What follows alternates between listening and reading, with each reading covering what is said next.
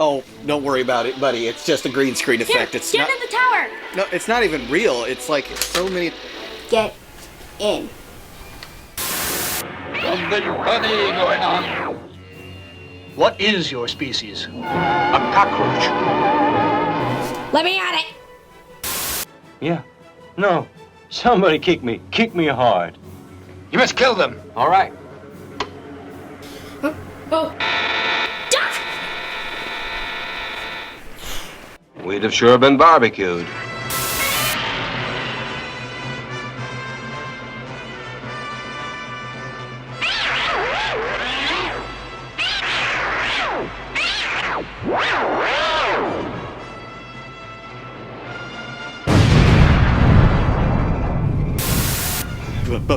But your pistol. Pistol? Oh. Here you go. Nerf gun. All right. The monsters will start attacking Tokyo and destroy everything in it. It's all going absolutely to plan. Perfectly. I think it stinks. Oh, getting a call. Just a second. Hello there. Oh yes, it's the monster of two strict mothers and the homework monster. Homer Monster! I'm sorry, sir. Welcome to Box Day.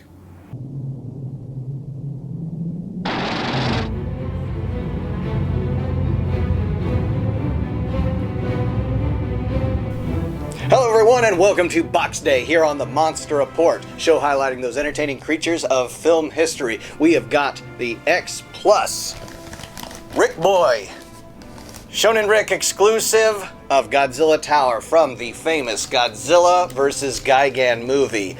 I know that there are a few other versions of the Godzilla Tower out there, but as I understand, this is probably one of the most accurate of the Godzilla Towers that is out there. So this is going to be kind of a shorter episode for a shorter figure, not like the X Pluses that we have that are much larger and all. So we'll get him unbagged here and check him out and see what all he's got to offer. But first, if you haven't already, like and subscribe down below. Check us out on Facebook, Instagram, and on X. All right, with that all out of the way here, we've got the instructions, of course, that are written in Japanese, so they're useless. But you don't need much, because all you have is the balloon, which is a removable balloon. If you remember when they were trying to rescue their party that was trying to rescue someone, Takashi, what was his name? Yeah, anyways, I'll put it at the bottom of the screen. Takashi Shima, that's what it was, because he had the lighter, right? Yeah, that's how they knew who was stuck in the tower. So this was the rescue balloon to get them to grapple down. So don't forget about this when you unpack it from the box, because it is taped in there and it'd be easy to throw away the box, the packaging box, and lose it.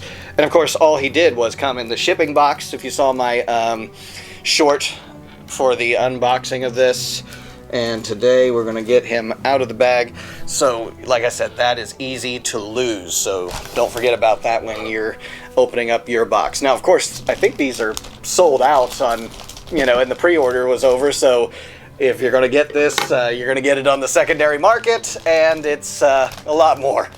Some people took a pass on this, I about did, but then, oh gosh, I gotta blame Everett Grondin for pushing me over the edge with this figure. So there he is. Not much for cleanup there, and not much for a box. I wish I did have some box art to display on the wall, but that's okay. He looks great. He's got his tag, whether you remove it or not, and the balloon. So we'll get the balloon attached there. I am glad that they went with the balloon as detachable. Hey, I think we have a guest here on the Monster Report. Look at this, Biscuit Boy. If only he could tell us what he thought of the Godzilla Tower photo bomb or video bomb by Biscuit Boy. That's okay. You had one of those episodes where I had Tippy sitting down here, Miss Tips, and so that was fun. So back to Godzilla Tower. All right, he is looking great. I love this sculpt. Love what X Plus does, and this is, like I said, not your typical X Plus that you've got. While I'm kind of talking about him, I'm going to have Eli take the headphones off, go behind the camera, and grab me Gigan off the shelf, okay? So there's your balloon. It has a little spot right down there that it mounts in, and there is a spacer at the bottom of the peg for the balloon, for the string of the balloon, that is, as I understand it, required to push in there because, well, let me try it without the spacer and see how that does. Just put it on the table there. Yeah, it doesn't exactly fit in there without that spacer. So we'll check this out and get it in there. And this is got the flexible wire, so you can bend it and flex it in different ways. Get it up there by the, I think it was in the eyeball of Godzilla Tower that they were all being held in. Wasn't it convenient that they put them next to an open window so that they could be rescued out of there? And so, yeah, get that balloon into a place where it kind of makes sense. And you can even have it tucked underneath his claw there, so it is where it is there. There's the Bandai Gigan, sort of for scale there to show you, but you know, looks pretty good. Now, what I'm going to have you do next, actually, Eli, is get me the X Plus Gigan, so we can kind of see what he looks like to scale with this X Plus figure. So, looking at it while he's getting that ready, some of the things I noticed, obviously there is zero articulation on this, with the exception of the balloon, which I'm going to just remove and set off to the side. I'm kind of, 50-50 with the balloon, and, no big deal on that. If it's one of those things you just want to kind of set to the side of the figure. There, let's see, Gigan. Now, Gigan X Plus, there we go. Obviously, we're not in the same scale anymore. But, oh look, yeah, he doesn't even fit on the camera the way I had it angled for, the short Godzilla Tower figure. But this is one of the earliest X Pluses we had here on the Monster Report of Gigan. Beautiful figure, as always. We'll just have him as part of the background decorations here for Godzilla Tower. The color is really great. It matches up with the night scenes well for Godzilla vs. Gigan, though it's a bit on the dark side for me because the daylight scenes, of course, he almost had somewhat of almost more bluish to him than this. This is a very dark gray blue that's going on there. Still don't mind it. I like the nighttime scenes, especially when they're doing the recon for, trying to figure out what's going on in the tower. I do love the elevator. The elevator looks great. It's got the stairway in there that, if you remember when they were trying to walk up the stairs around it, and it was just like, oh my goodness, so many stairs. It's like that scene in Ghostbusters where Bill Murray is like, okay, tell me when we're on whatever floor, I'm going to throw up. Because they could not take the elevator. They'd be caught if they had the elevator. I love that he's put on that same base with a tiny little stairway there for everyone to get into the elevator. If we just had some tiny little figures, but they would probably be lost. And you even see that as I'm pivoting him around here like this, the bottom of the tower here, has just a little spacer. I kind of wonder if that's removable. I'm not exactly sure.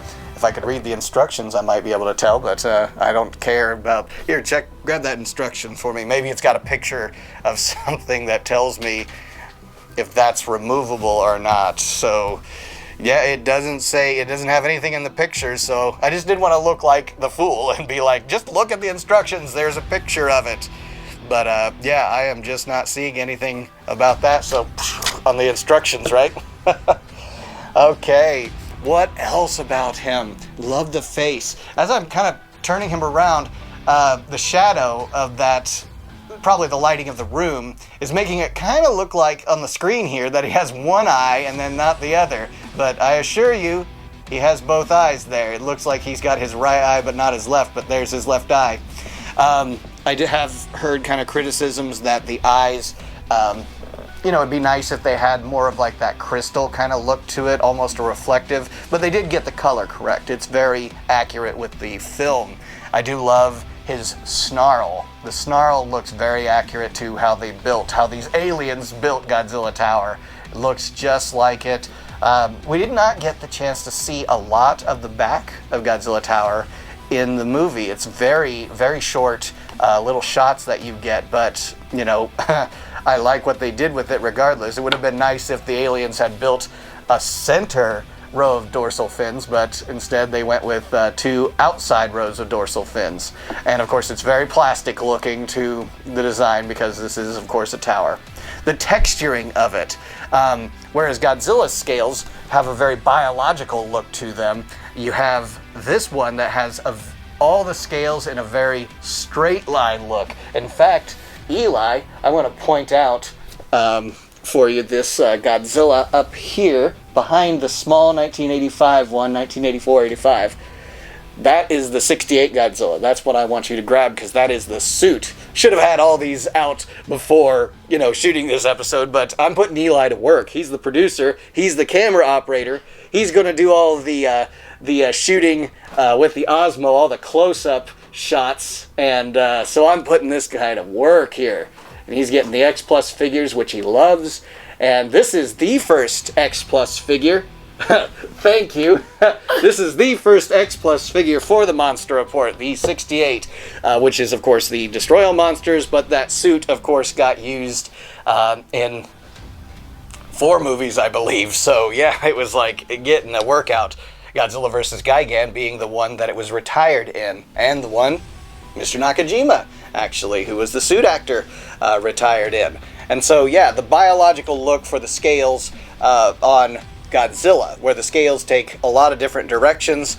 All of the scales on Godzilla Tower try to go the same direction. Again, very machine looking, like it was built by a machine and sculpted by machine. And so I did like that kind of idea about it, all the way down to the feet. And you got to see these feet quite close up in the film, actually. So when they were getting on the pad there, some really great shots of Godzilla Tower there too. Would have been interesting if they had something in the mouth that showed that he had the laser projectile sort of things in there. I don't know, it would have been a very small, minute detail, but not bad regardless. You know, again, I've got no complaints about this. Almost passed up on it. Glad I didn't. Everett, thank you for pushing me over the edge, because it was quite affordable if you did pre-order it. You know, I think it was $70 plus shipping. Now it's double that. You know, oh my goodness. These X Plus figures can balloon up in price. You know, obviously the 30 centimeters. But this little one, really good, affordable price for what it was. Glad that they put something like this out for us collectors. Again, if they would have put out maybe this scale and maybe another scale in 30 centimeter, of course the price would have gone up for a 30 centimeter. I probably would have gone with something like that actually too, because then you could have Godzilla Tower set up with the monsters from that film and all being in the same scale. That would have been something nice to get, but you know, we don't have that, so we might have to use the Bandai figures, of course, to get a little bit closer to the scale. This is 6-inch, this is 8-inch, so you know, you're gonna have a bit of that kind of going back and forth. So overall, 10 out of 10 for this Godzilla Tower. I really shouldn't even complain about little minute details like that idea of the laser blasters in the mouth or anything like that. I still am very, very happy with how they did this. They even, you know, put in little details like the shading on the dorsal fins where it gets closer to the blue-gray look there as it grows closer to the body. Inside the mouth, a very bright red, flat-colored, getting even the teeth in there like they did in the film.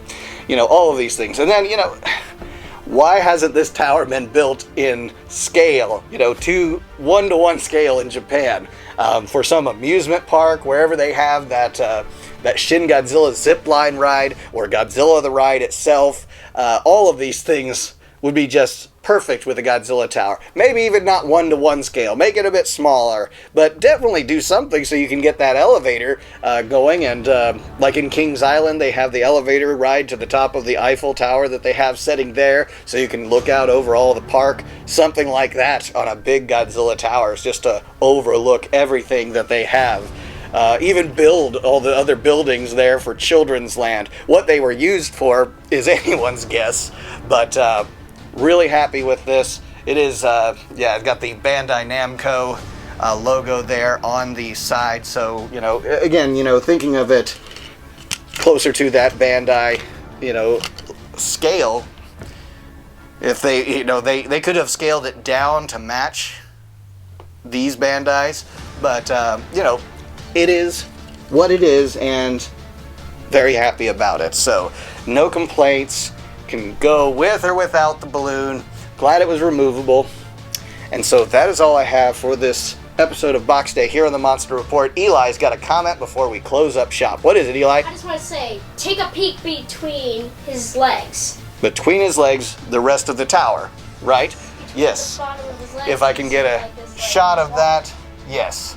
Down in there behind the elevator, you have the red, which is the support structure for the tower. So they even got that detail in there too, because, you know, he's not going to be supported just on the two legs, because that would be a flimsy design for a Godzilla Tower. So they even got that detail, which is film accurate. So yeah, anything else while you're off camera there that you noticed?